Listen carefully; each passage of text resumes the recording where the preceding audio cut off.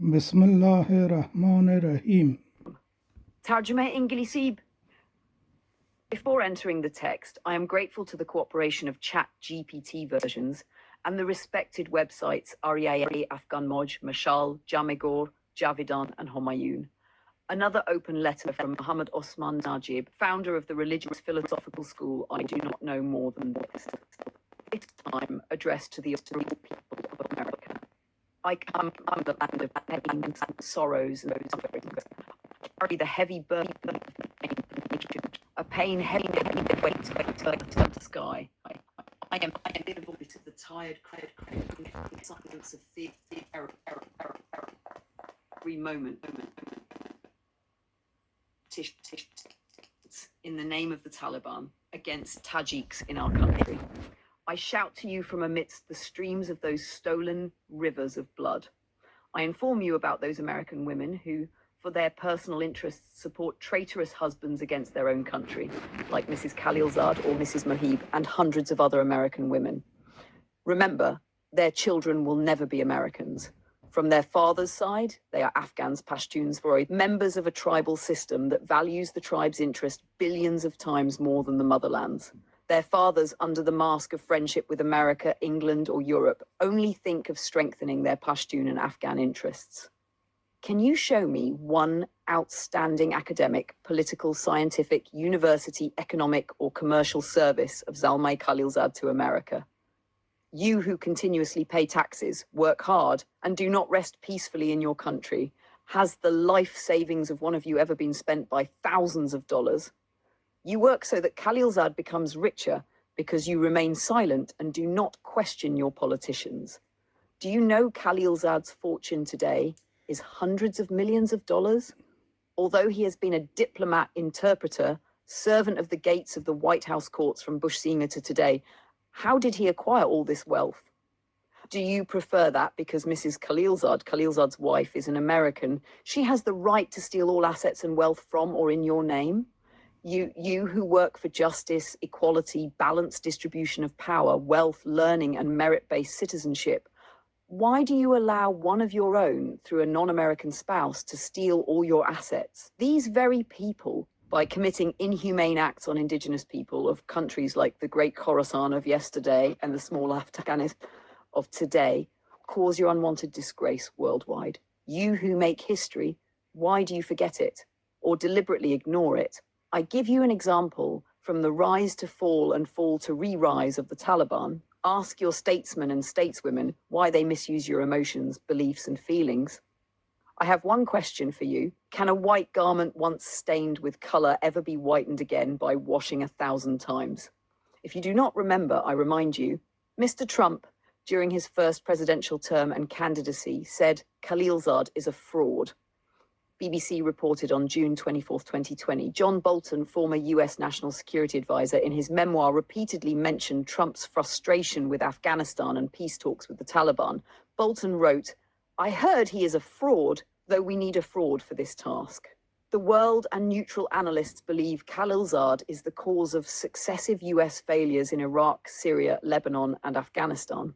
An in-depth report dated October 19, 2022, titled Zalmay Khalilzad, Heroic Adventurer or Traitor, says, Khalilzad remained a key figure in Washington for playing a major role in the Soviet defeat in Afghanistan. He successfully lobbied to arm Afghan Mujahideen with Stinger missiles, crucial in their victory over the Soviets. Khalilzad continued working under the Bush administration and the First Gulf War led by Wolfowitz.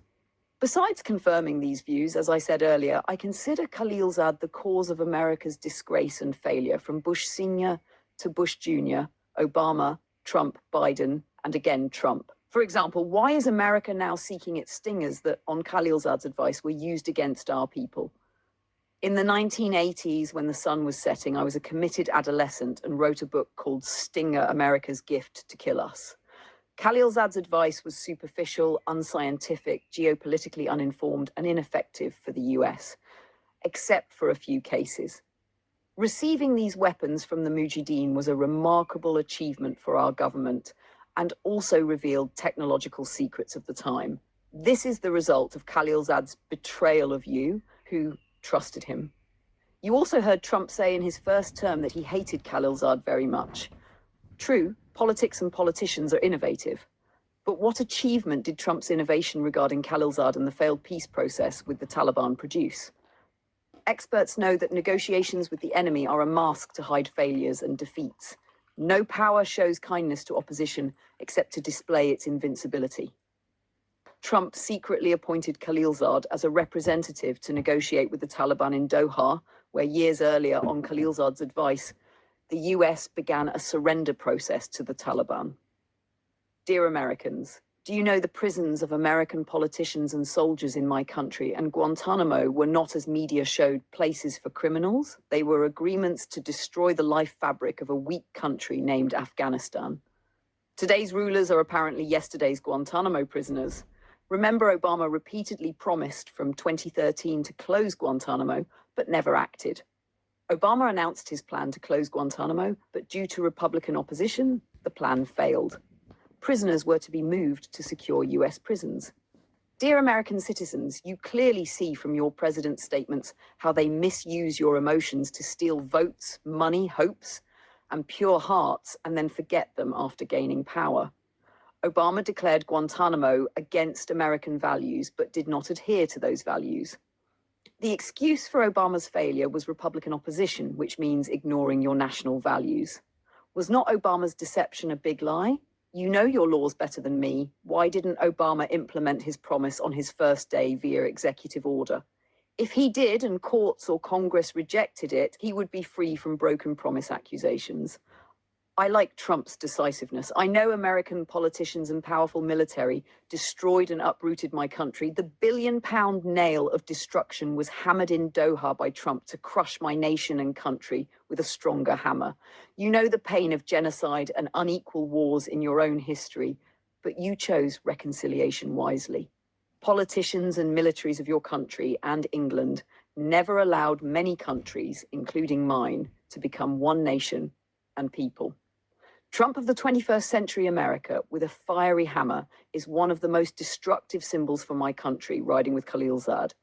Khalilzad has never been expelled by US government. So how can he travel to my country without your officials' guidance and meet Taliban terrorists and apparently release American hostages? The absurd lie of Taliban's American hostage-taking is another matter needing attention.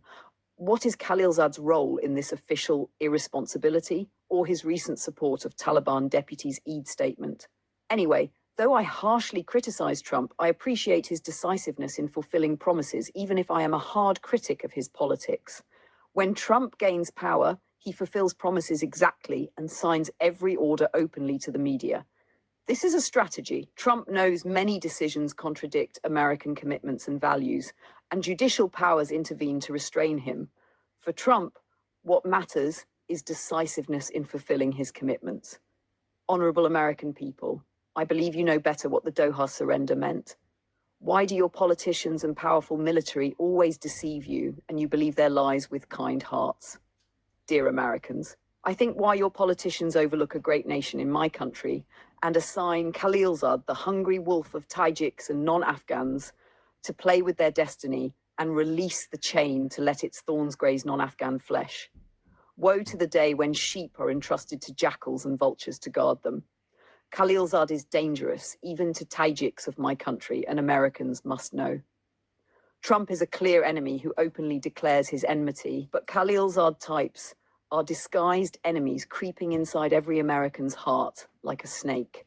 One who betrayed his own homeland to serve you will surely betray someone else tomorrow.